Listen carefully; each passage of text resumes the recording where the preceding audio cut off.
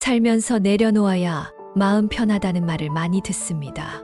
특히 사춘기 아이들 키우는 부모라면 더욱더 많이 부딪히지 말고 그래 알았다. 그래 알았다. 이 정도 말만 하라고 배우 손태영 씨도 말하더군요.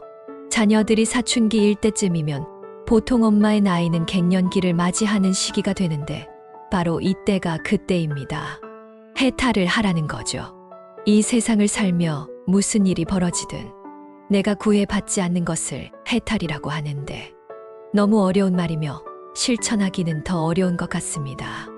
남편을 처음 만났을 때는 그렇게 착해 보였는데 살아보니 마음에 안 드는 면도 있고 어느 때는 남편이 자고 나간 이불도 밉다는 생각을 하죠. 내 마음 다해 키운 아이도 클수록 내 말을 잘 안 듣습니다. 이렇게 세상이 내 생각으로만 되지 않습니다. 파도가 일면 파도를 타고 가면 되고 파도가 일지 않으면 조용히 즐기면 됩니다. 세상에 안 된다고 전혀 구애받을 일이 없습니다.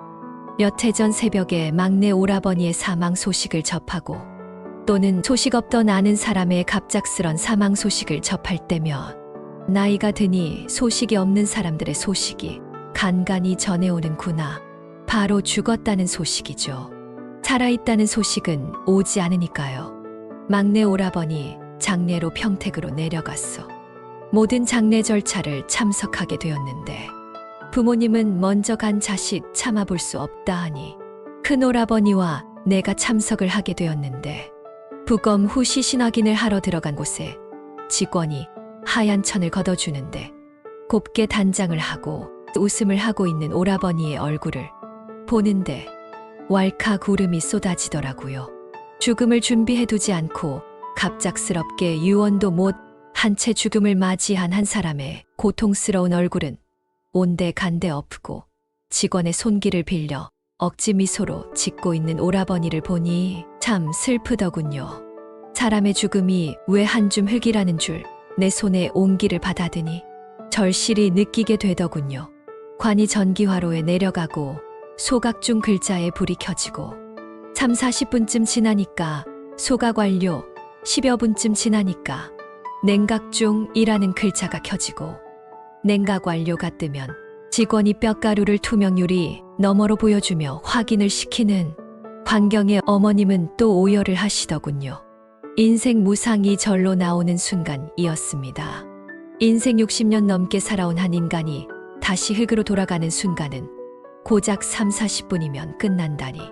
돈도 명품도 가족도 실오라기 하나도 없이 이렇게 간다는 것에 충격과 혼돈이 있었습니다. 항상 장례식장 가면 느끼는 감정과는 사뭇 다르더군요. 법륜 스님의 지혜를 빌려 말씀드리면 죽은 사람은 말이 없고 금방 있던 사람이 금방 없어졌는데 뼈가루는 남은 사람들의 슬픔이나 애도와는 사소한 관련도 없고 투명을 다하고 업이 다한 것을 말해줄 뿐입니다. 죽으면 말 길이 끊어져서 죽은 자는 산자에게 죽음의 내용을 전할 수 없고 죽은 자는 죽었기 때문에 죽음을 인지할 수 없다. 우리는 남은 삶의 무거움을 버티어 낼 수 있는 건지도 모릅니다.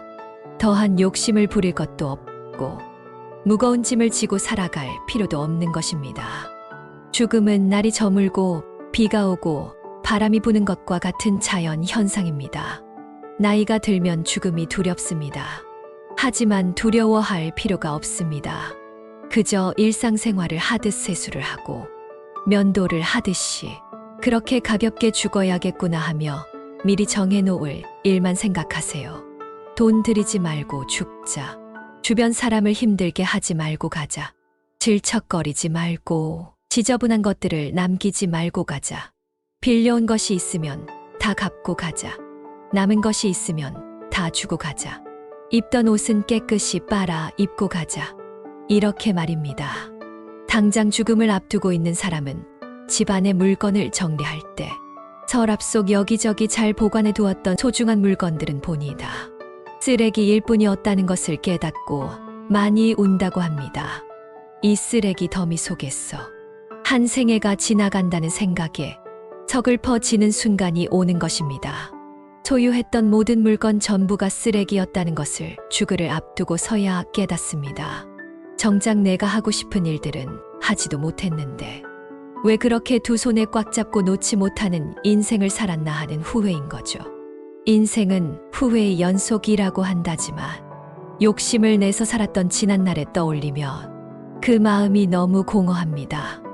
나의 삶이 너무 허무하게만 느껴집니다. 이제부터라도 조금 더 의미 있는 것으로 내 인생을 채워보시기 바랍니다. 진시 황제나 애플의 스티브 잡스, 현대그룹의 정주영 회장, 그들은 모두 이 세상을 떠났습니다. 삼성그룹의 이건희 회장도 결국 고인이 됐습니다. 이렇게 화려하게 살다가 떠나간 사람 중 누가 부럽나요? 세상에는 없는 게 세 가지가 있습니다. 첫째는 정답이 없습니다. 둘째는 비밀이 없습니다. 셋째는 공짜가 없습니다. 그리고 우리가 죽음에 대해 분명히 알고 있는 건 세 가지는: 첫째는 사람은 분명히 죽는다. 둘째는 나 혼자서 죽는다. 셋째는 아무것도 가지고 갈 수 없다는 것입니다. 그리고 마지막으로 죽음에 대해 모르는 것 세 가지도 알고 있습니다. 언제 죽을지 모른다는 것, 어디서 어떻게 죽을지 모른다는 것입니다. 그래서 항상 준비하고 있어야 합니다. 모든 인간은 출생의 방법은 거의 비슷하지만 죽는 방법은 천차만별인 것은 당연한 것 같습니다. 그러고 보니 돈이 많건 없건 유명하거나 아니거나 인간의 평가는 출생보다 죽은 후에 냉정하게 결정되는 것이 현실인 것 같습니다. 내가 세상에 올 때는 나는 울었고 내 주위의 모든 이들은 웃었습니다. 세상에 내가 올 때는 나는 울고 주위 사람들은 웃었고 내가 이 세상을 떠나갈 땐 모든 사람들의 슬픔 가운데 나는 웃지는 못하더라도 적어도 울지 않고 가야 하지 않을까요? 그것이 인생을 최고로 잘 산 것입니다. 걸을 수 있고 먹을 수 있고 친구들과 대화할 수 있고 이렇게 살아있는 지금이 더 없이 감사한 하루하루입니다. 어느 시인의 그러더군요. 삶은 소풍이다. 그러니 소풍을 어떠하면 행복하게 보내야 할지는 내 몫인 것을 잊지 마세요. 인생을 너무 바쁘게 살지 마세요. 가끔은 느리게 사는 거 한 번쯤은 게을러도 보고 또는 신나게 놀러 다녀도 보고요. 감사하며 고마운 마음으로 살아야지 하루하루를 마치 무슨 목적을 완수하기 위한 수단인 것처럼 소모해서는 안 된다는 것입니다. 우리는 일하러 세상에 온 것도 아니고 성공하려고 온 것도 아닙니다.